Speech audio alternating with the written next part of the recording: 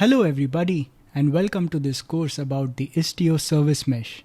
I'm Aditya Samant and I'll be your trainer for this course. In this course, I'll be taking you through practical demos and hands-on labs that will allow you to learn and be confident in working with the Istio service mesh. So let's get started.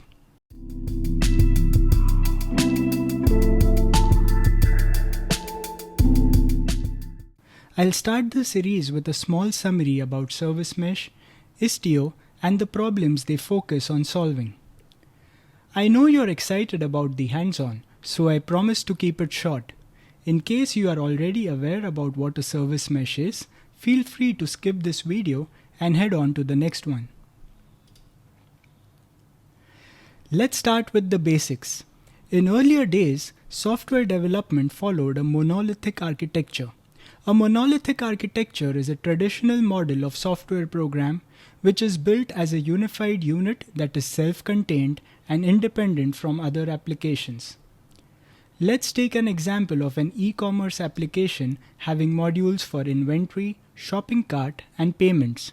In a monolithic architecture, these modules are built, packaged, and deployed together on the same server and usually use the same database instance. The advantages of this architecture are development. When an application is built with one code base, it is easier to develop. Easy deployment. One executable file or directory makes deployment easier. Performance. In a centralized code base and repository, one API can often perform the same function that numerous APIs perform with microservices. Simplified testing. Since a monolithic application is a single centralized unit, end-to-end testing can be performed faster than with a distributed application. Easy debugging. With all code located in one place, it's easier to follow a request and find an issue. The disadvantages are slower development speed. A large monolithic application makes development much slower. Lack of scalability. You can't scale individual components. Lack of reliability. If there's an error in any module, it could affect the entire application's availability. Barrier to technology adoption. Any changes in the framework or language affect the entire application. Making changes is often expensive and time-consuming. Lack of flexibility. A monolith is constrained by the technologies already used by it.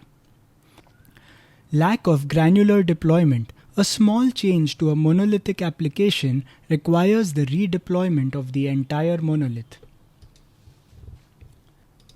A microservices architecture, also simply known as microservices, is an architectural method that relies on a series of independently deployable services.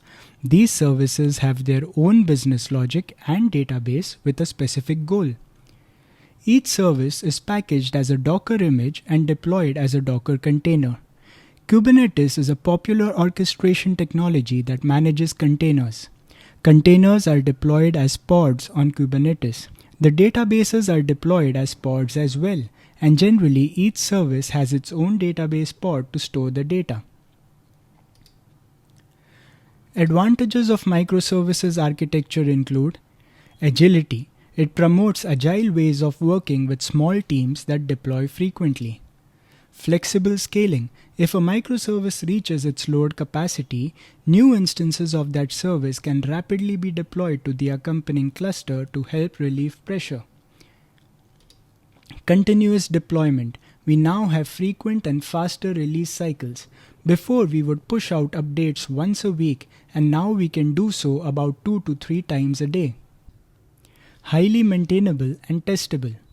Teams can experiment with new features and roll back if something doesn't work. This makes it easier to update code and accelerates time to market for new features. Plus, it is easy to isolate and fix faults and bugs in individual services. Independently deployable. Since microservices are individual units, they allow for fast and easy independent deployment of individual features. Flexible technology. Microservice architectures allow teams the freedoms to select the tools they desire. High reliability. You can deploy changes for a specific service without the threat of bringing down the entire application. Happier teams. The teams who work with microservices are a lot happier since they are more autonomous and can build and deploy themselves without waiting weeks for a pull request to be approved. Disadvantages of microservices can include development sprawl. Microservices add more complexity compared to a monolith architecture since there are more services in more places created by multiple teams. If development sprawl isn't properly managed, it results in slower development speed and poor operational performance. Exponential infrastructure costs. Each new microservice can have its own cost for test suite, deployment playbooks, hosting infrastructure, monitoring tools, and more. Added organizational overhead. Teams need to add another level of communication and collaboration to coordinate updates and interfaces. Debugging challenges. Each microservice has its own set of logs, which makes debugging more complicated. Plus, a single business process can run across multiple machines, further complicating debugging. Complex security. Securing communication, authentication, and authorization mechanisms become complex as the number of microservices increase. Lack of clear ownership. As more services are introduced, so are the number of teams running those services. Over time, it becomes difficult to know the available services a team can leverage and who to contact for support. As the deployment of distributed services, such as in a Kubernetes-based system, grows in size and complexity, it can become harder to understand and manage. We are often faced with requirements like service discovery and load balancing, traffic routing, failure recovery, rate limiting, encryption and MTLS, access control, managing deployments, and observability. A production environment typically possesses hundreds of microservices built on varying technology stacks. In such a case, it becomes very complex to implement these requirements in each microservice independently. This is where a service mesh comes in. A service mesh is a dedicated infrastructure layer that you can add to your application. It allows you to transparently add capabilities like observability, traffic management, and security without adding them to your own code. Istio is an open source service mesh that layers transparently onto existing distributed applications.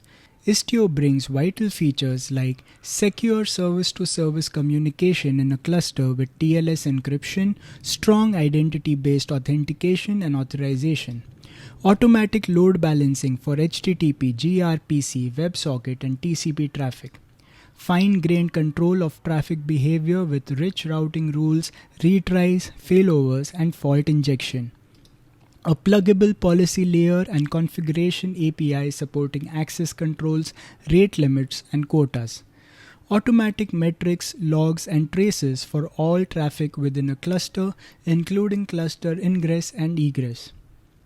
Istio has two components, the data plane and the control plane. The data plane is the communication between services. However, the traffic is not routed directly from service to service. A service mesh uses a proxy to intercept all your network traffic that enables a broad set of features based on the configuration we set.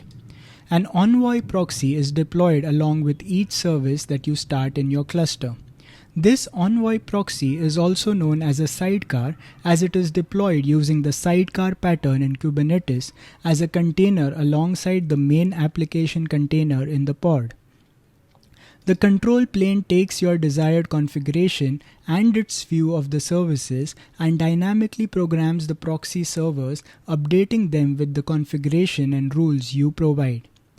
The communication between services is directed through their associated Envoy proxies so that the proxies can transparently implement the necessary traffic management, security, and observability features. Additionally, the telemetry information is passed across from the data plane to the control plane. In earlier versions of Istio, the control plane comprised of three components known as Pilot, Citadel, and Galley.